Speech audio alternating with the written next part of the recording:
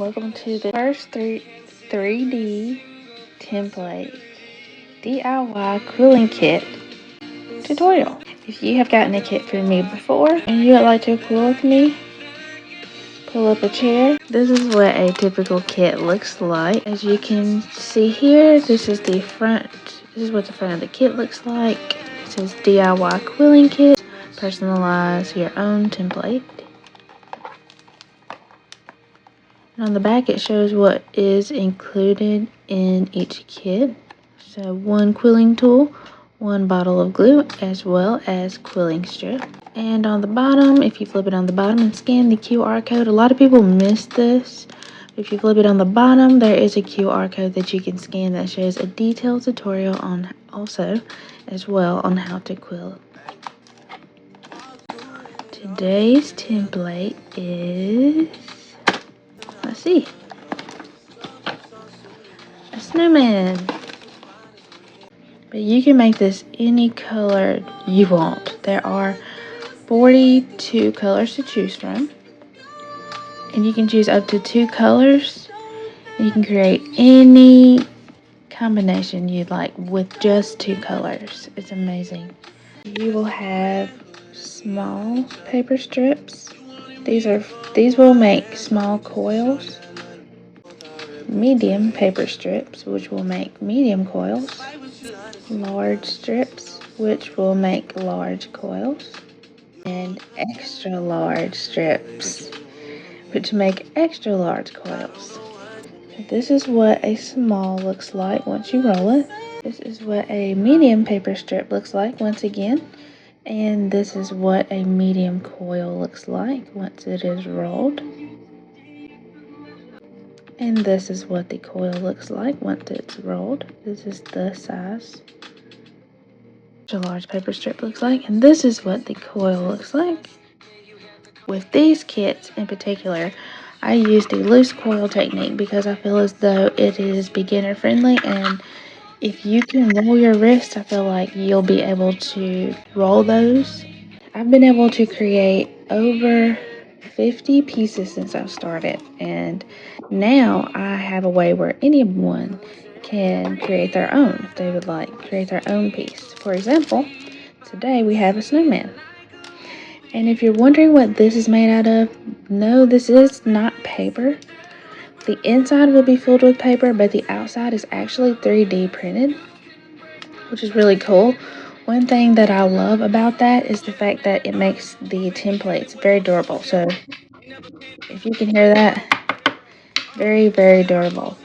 So if let's say you do get glue on it, let's say you spill something on it, all you have to do is get a damp paintbrush, put a little bit of water on it, and then just go over it and then dry it off with a napkin or a paper towel, and it comes right off.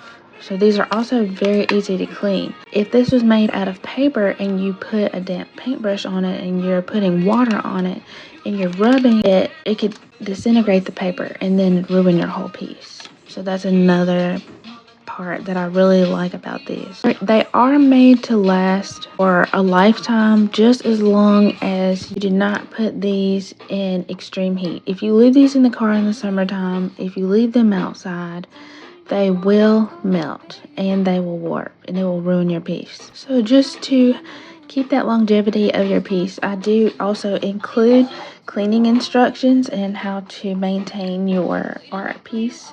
Without further ado, let me show you what the contents are inside each DIY quilling kit.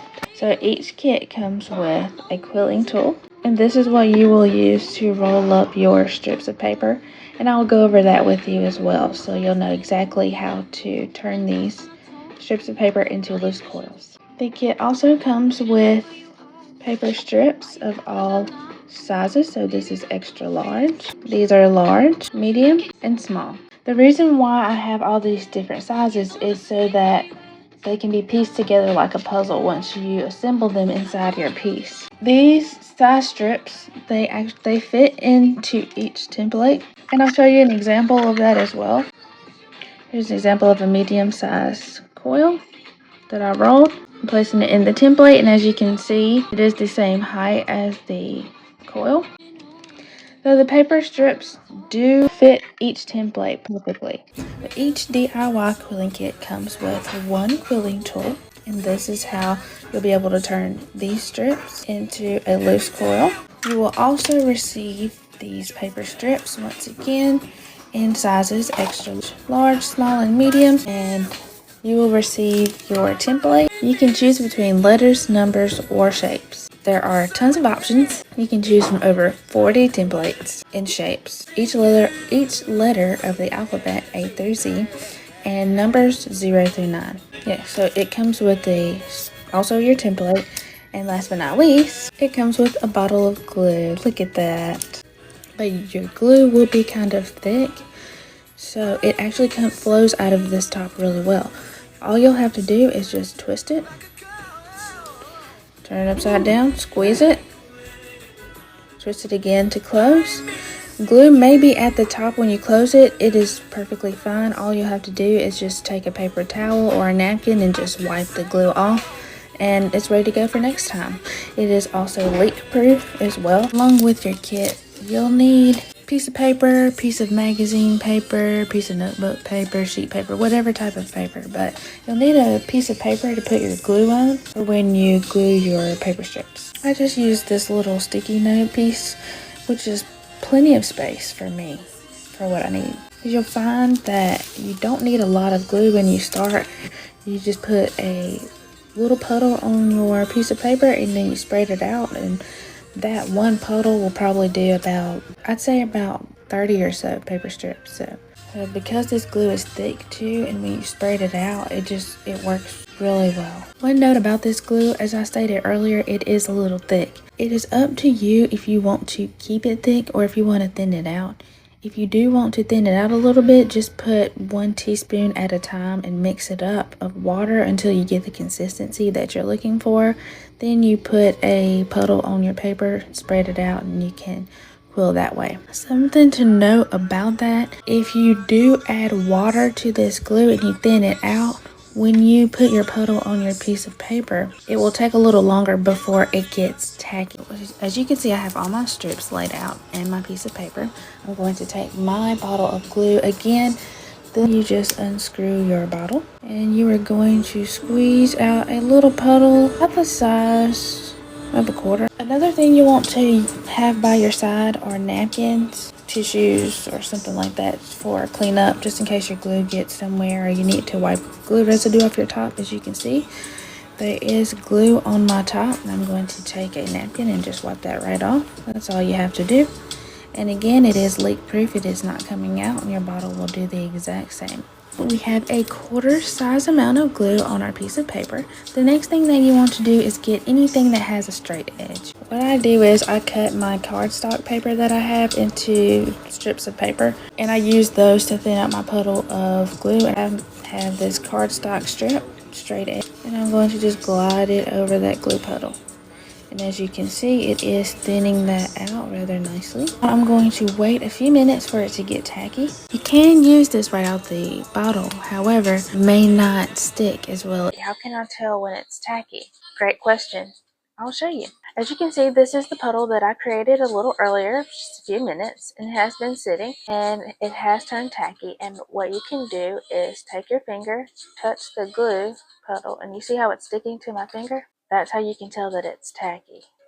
How fresh glue does in comparison to what I just showed you, I'll show you. This is fresh bottle glue. You see me squeezing it out, no issues there. And then I just simply squeeze it back. And as you can see, it does leave glue at the top. Again, just simply take a tissue and wipe off the nozzle. And you're ready to go. On the first one, I'm going to show you the technique. What you do is flip your quilling tool on the back. What you're going to do is take your index finger and your thumb, and you're going to press the paper against your quilling tool in the center, and you're going to roll it out to the top. You're going to flip it around, place it in the center again, and roll it out to the top. So your paper strip should look something like this. It should now be curved. There is a slot on this tool, as you can see here. It is a thin looking slot, but it does fit this paper, this cardstock. You take that slide, you slide it right into the side. Turn the paper towards you. The paper will still roll smooth. What you're going to do is guide the top flap. You're going to gently push it and you're going to roll it. See the top view? You see how it starts to look oval? You can actually shape it. You see how I push down on the top and the bottom of this circle? You can shape it before you finish rolling it. And you just continue to roll it, pull it off. Quilling tool. This is a small loose coil. And you're going to undo the flap. Again, earlier, as I was showing, I cut up strips of cardstock paper, but you can use any paper or a scraper or whatever you have at the straight edge. Just lightly dip the tip of that into your glue. You don't need a lot of glue. Okay. You take it and take your paper strip and roll it up, seal it, and it's not going anywhere. You're going to repeat this process for all size strips. The next size we will be doing are the medium strips. And I'm going to place my quilling tool on top, somewhere near the middle. And I'm going to roll it against the paper, creating an arch. I'm going to flip that around, put it in the middle, flip it again to make another arch, what I like to call a smile line, because it looks like it's smiling.